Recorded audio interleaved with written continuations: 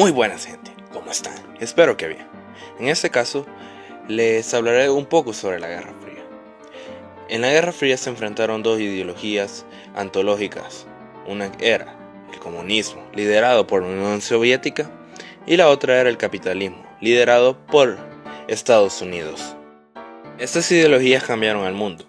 Lo dividieron en dos partes, el occidente y el oriente, el este y el oeste, en la cual el occidente era dominado por el sistema capitalista, tanto ideológica como social como económicamente hablando. Así igualmente la Unión Soviética hizo lo mismo, solo que en la mayoría de los países que había dominado con el comunismo eran del oriente, tanto política, social y económicamente hablando. Los principios básicos del capitalismo eran la libertad de industria y comercio, el predominio del mercado y la propiedad privada a todo tipo de bienestar y una escasa intervención del Estado en la vida económica. La existencia de las clases contrapuestas, trabajadores y propietarios, y las diferencias de riqueza son consecuencias del sistema económico que se poseía. Y en el sistema político es uno liberal democrático, con parlamentos, elecciones, gobiernos elegidos a través de partidos, que representan diferentes opciones ideológicas y libertades individuales. En cambio, en el socialista o comunismo tenía su centro tanto en la Unión Soviética, con las cuales las ideas básicas eran la desaparición de la propiedad privada y del mercado. La economía debería ser planificada y controlada por el Estado, con el objetivo de la desaparición de clases sociales y de las desigualdades y la explotación para que todos fueran iguales.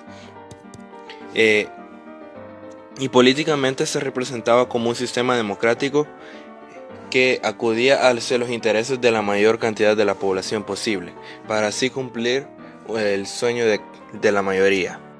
Pero en sí, la Guerra Fría se trata sobre la situación internacional extremadamente tensa en la que dos superpotencias iniciaron una carrera de armamentos y adoptaron una actitud beligerante y de confrontación ideológica, pero estos en sí nunca llegaron a enfrentarse de manera directa, sino que lo hicieron de una manera indirecta en otros países terciarios, más que todos países tercermundistas, con la excusa de ayudar para que la otra ideología no conquistara el país.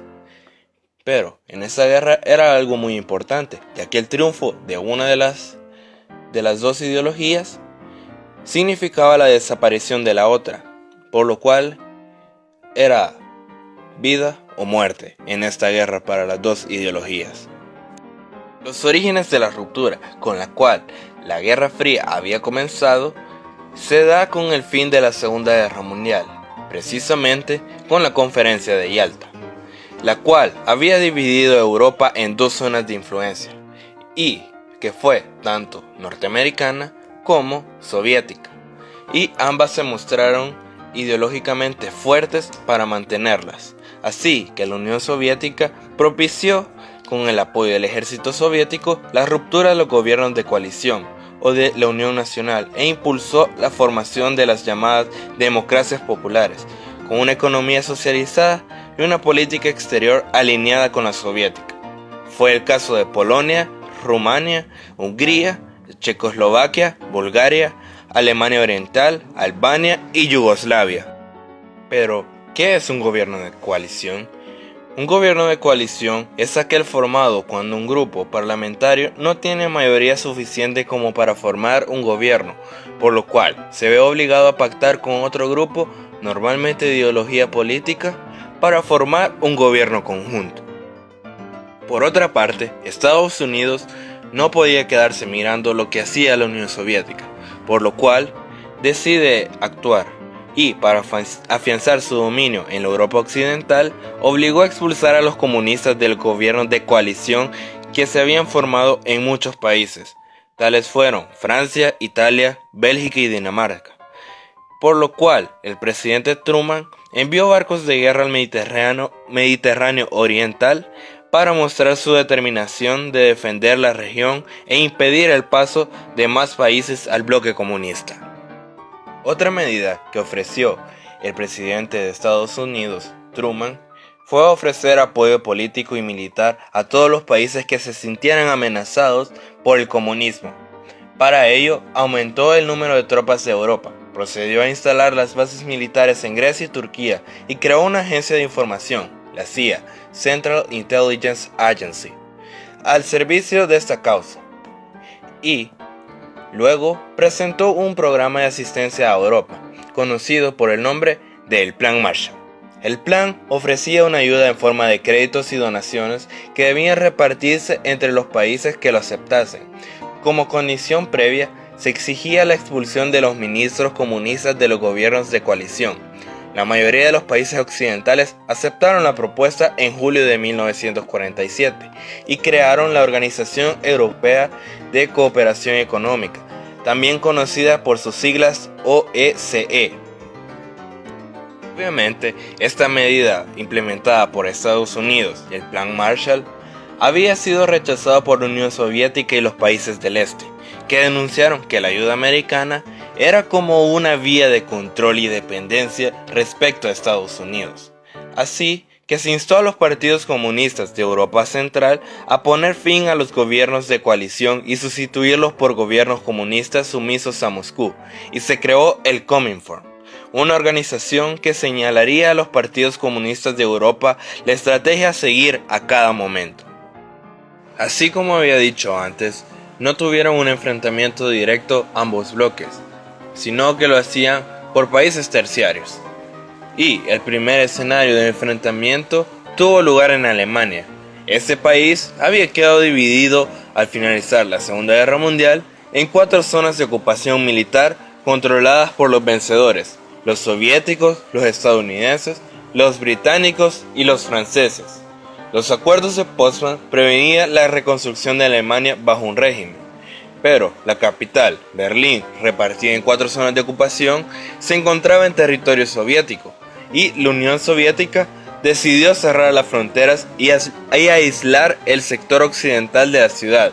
El bloqueo de Berlín duró casi un año, mientras se preparaba una constitución que daría origen a la República Federal de Alemania, RFA, en mayo de 1949, con capital en Bonn.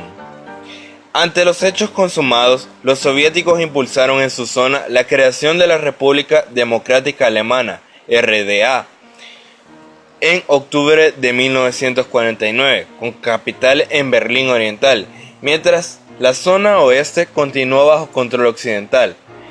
Y las autoridades de Alemania del Este, a instancias de la Unión Soviética, decidieron levantar en 1961 un muro que dividía la ciudad en dos, que se convirtió en el símbolo de la Guerra Fría, el cual Churchill popularizó con el nombre de telón de acero, o más bien conocido por la mayoría como el Muro de Berlín. Así que Estados Unidos tejió una red de alianzas y pactos militares con el objetivo de aislar y rodear a la Unión Soviética. Así que fue el origen de la OTAN, organismo de cooperación militar bajo la dirección de Washington. Y, como respuesta, la Unión Soviética y los países del Este también estrecharon sus vínculos, y en 1949 se creó el Comecon, una organización económica de bloque socialista, y en 1955 una alianza militar, el Pacto de Varsovia, que unía a la Unión Soviética y a los países del Este para garantizar militarmente la seguridad e integridad del territorio comunista. Así pues, ahora hablaremos de los conflictos de la Guerra Fría.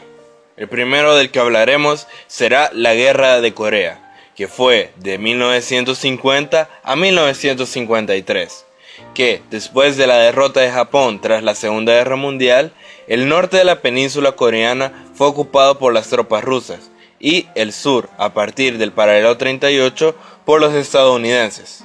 A pesar de los acuerdos internacionales, ni las dos grandes potencias ni la ONU consiguieron la unificación de las dos Coreas. En 1949 se produjo la retirada soviética y estadounidense, y la división de Corea se consolidó. Corea del Norte poseía mayor riqueza industrial y una administración comunista dirigida por Kim Il-sung, y Corea del Sur tenía más recursos agrarios y estaba gobernada por una dictadura militar pro-occidental encabezada por Syngman Rhee. La Guerra de Vietnam, de 1957 a 1975. El dirigente comunista de Vietnam del Norte, Ho Chi Minh, anunció su decisión de enviar tropas para conquistar Vietnam del Sur, cuyo régimen se había negado a realizar las elecciones previstas de cara a una posible reunificación. En 1960, los comunistas de Vietnam del Sur fundaron el Frente Nacional de Liberación, cuyo brazo armado, el llamado Vietcong, apoyó la ofensiva del norte a fin de conseguir la reunificación. El conflicto de Vietnam se convirtió entonces en un escenario más de la Guerra Fría, ya que Vietnam del Sur contó con el apoyo de Estados Unidos y Vietnam del Norte con el de la Unión Soviética. Y así, en enero de 1973, las conversaciones concluyeron con la firma de los Acuerdos de París, que concertaron un alto el fuego y el fin de la ayuda militar de los Estados Unidos. En 1975 se completó la retirada estadounidense y en abril de ese mismo año una ofensiva de tropas norvietnamitas y del Vietcong consiguió entrar en el Saigón y proclamar la unificación de todo el territorio bajo un gobierno comunista. Era la primera y única derrota militar que había conocido el poderoso ejército de los Estados Unidos hasta la fecha. El conflicto interno de Camboya. En 1967 habían aparecido los Khmer Rojos, brazos armados del Partido Comunista de Kampuchea, que iniciaron una guerra de guerrillas contra el gobierno militar de derechas y pro-occidental que había subido al poder tras la descolonización. Ese gobierno contaba con el apoyo de Estados Unidos, pero tras la retirada americana de Vietnam, los Khmer Rojos ocuparon la capital de Camboya y se inició una sangrienta dictadura dirigida por Pol Pot. El conflicto del Canal de Suez. Un incidente que no se convirtió en guerra abierta, volvió a enfrentar a los dos bloques. En Egipto, la monarquía había sido derrotada y se instauró una república presidida por Gamal Abdel Nasser. Para la modernización del país, el nuevo presidente proyectó la construcción de una gran presa de Asuán. Requirió ayuda económica, que Estados Unidos se la negó y la Unión Soviética aportó los fondos. La crisis de los misiles en Cuba. A principios de la década de 1960, un nuevo conflicto en un pequeño país, Cuba, provocó uno de los episodios más importantes de la Guerra Fría, porque rompía el dominio estadounidense en el continente americano. El gobierno dictatorial de Fulgencio Batista, aliado de Estados Unidos, fue derrotado por la guerrilla nacionalista de Fidel Castro en 1959. La Unión Soviética no tardó en ofrecer su ayuda al régimen castrista y, en 1960, ambos establecieron relaciones comerciales. Las autoridades cubanas firmaron entonces un acuerdo defensivo con la Unión Soviética para instalar en la isla misiles nucleares que apuntaron hacia Estados Unidos. Detectada la operación por los norteamericanos, Kennedy ordenó en octubre de 1962 el bloqueo naval de Cuba para impedir la llegada de las piezas nucleares que transportaban los barcos soviéticos. Finalmente, después de días de angustia, Khrushchev ordenó el regreso de los barcos que se dirigían hacia Cuba y se comprometió a retirar las armas nucleares. Como contrapartida, el gobierno de Kennedy levantó el bloqueo naval de la isla. Pero eso sí, no todos los años en que estuvo la Guerra Fría fueron de tensión, sino que también hubieron ciertos años de coexistencia pacífica. Tras la muerte de Stalin en 1953 en el 20º Congreso del PQS, celebrado en febrero de 1956, el nuevo secretario general del partido, Nikita Khrushchev, denunció públicamente los errores y crímenes del estalinismo e inició el llamado proceso de desestalinización. El Congreso aprobó unas nuevas directrices en la política exterior que proponían la coexistencia pacífica entre los bloques. En Estados Unidos, los cambios más importantes en la política interior y exterior estadounidense se produjo con la elección en 1960 de un presidente del Partido Demócrata, John F. Kennedy. Su programa de gobierno, La Nueva Frontera, significó un giro fundamental en los objetivos de la administración, señalando como metas el desarrollo de programas sociales encaminados a disminuir la pobreza y discriminación racial, y en el plano internacional, la lucha en favor de la ciencia y la tecnología, es decir, la conquista del espacio. Así que, los nuevos dirigentes internacionales se presentaron ante el mundo con una actitud más tolerante hacia las diferencias ideológicas y reconocieron el reparto de las respectivas áreas de influencia. Se inició un periodo de diálogo entre las dos superpotencias intencionando a frenar la pugna armamentista y conseguir un equilibrio estratégico. Las razones de esta nueva actitud hay que buscarlas en la imparable carrera de armamento, que hacía cada vez más probable la destrucción mutua en caso de conflicto bélico. Los primeros acuerdos iniciaron una etapa de relaciones directas entre los jefes de Estado de ambas potencias. Las administraciones de los dos gobiernos iniciaron entonces relaciones más fluidas y establecieron un contacto permanente entre sus mandatarios, el llamado teléfono rojo, con una comunicación directa desde 1963 entre la Casa Blanca y el Kremlin. Así, en 1972, Moscú y Washington firmaron los acuerdos SALT, Strategic Arm Limitation Talks, que limitaban el acuerdo de las armas nucleares, y en 1973 los nuevos dirigentes Richard Nixon y Leonidas Brezhnev firmaron un tratado sobre la prevención de la guerra nuclear. Pero ese pacto pacífico no duraría para siempre. A finales de la década de 1970 se produjeron nuevos focos de conflicto en todos los continentes, que hicieron aflorar las tensiones de los años de la Guerra Fría. Por un lado, se constató el aumento de la oposición a la presencia americana en el mundo, y por otro, la Unión Soviética reafirmó su política de apoyo activo a los movimientos revolucionarios. El hecho más relevante fue la intervención soviética en Afganistán, donde en 1973 había sido derrocada una monarquía de tipo feudal y se había proclamado una república. En 1978 se instaló un gobierno comunista y los soviéticos acudieron en su apoyo en 1979.